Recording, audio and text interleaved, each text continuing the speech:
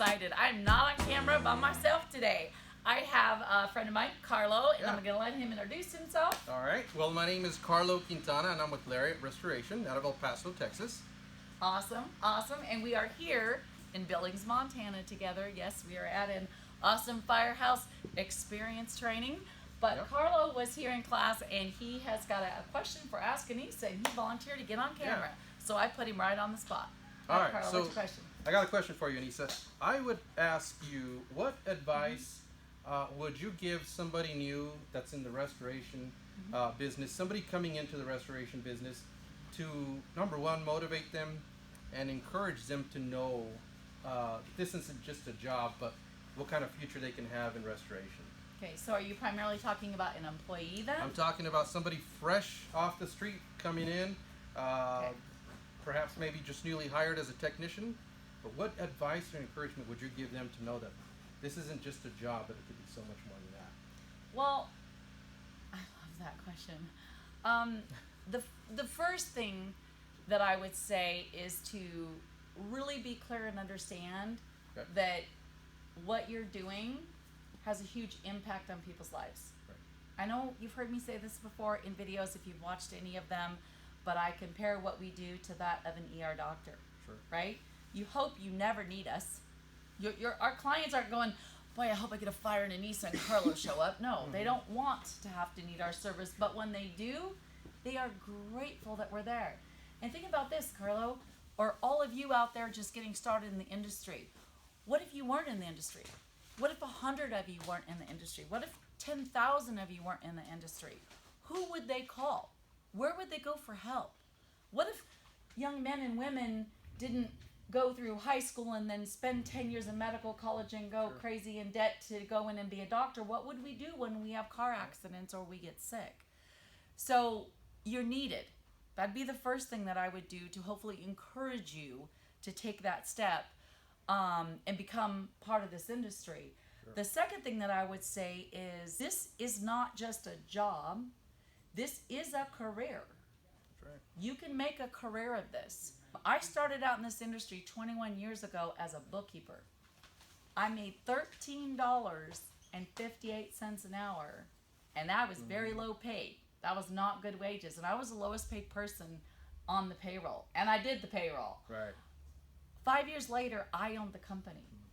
2 years later, I was the CEO. 5 years later, I owned the company.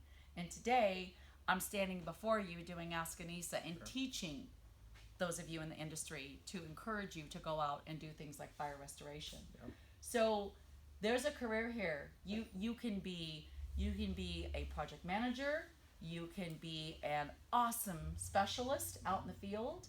You can be in fire, forensic, mold, containment.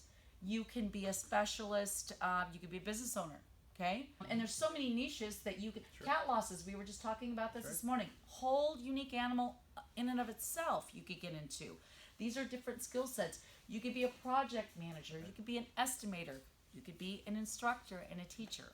That's standing before a classroom. That's right.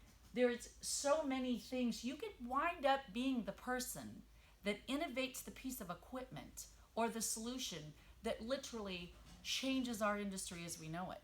You could be the person that develops the software that just changes everything. So the sky's the limit. The sky's the limit in this industry. And we are in absolute need, constant need. I mean, 21 years I've been in this industry, and I don't think it's ever been greater the need for caring, well-trained, skilled people in this industry to do this work. Look, our losses, fires keep happening more and more. We build more and more houses, more and more floods happen, more and more cat losses, more and more weather events, and we don't have enough people now, and that's growing. So our industry needs to grow at that same pace, and we need people that are in it for the right reason, and all they want to do is to be a part of a community that serves others. So if that's you, I would greatly encourage you to take a look at this industry and find the part in it that you can get passionate about. And then go out and find a mentor, go out and find an instructor that resonates with you, and get training and be a part of something that literally changes people's lives, because it could change yours in the process. That's amazing. In fact, you even mentioned some things that I wasn't even thinking, but that's a wonderful answer. Thank you. Awesome. Thank you so Oh, much. thank you, Carlo. Thanks for All being right. on Ask Anissa. I love it when I'm not on Absolutely. camera by myself. And I Thank really you. want to thank you all. You know, I feel really blessed to be able to be a part of this industry and do what I do. And I'm grateful that so many of you thank me and love the videos, because that's why I do it. I'm doing it so that I can serve my community better. So, on that note, be a part of it all. Send me your questions, Anissa@firehouseeducation.com. And go on over, if you aren't already, go to rnrmegonline.com and go up to the special events and click on that, subscribe to the e-newsletter so that you get this video and lots of other goodies every week in your email inbox. And on that note, I will see you on next week's Ask Anissa video call.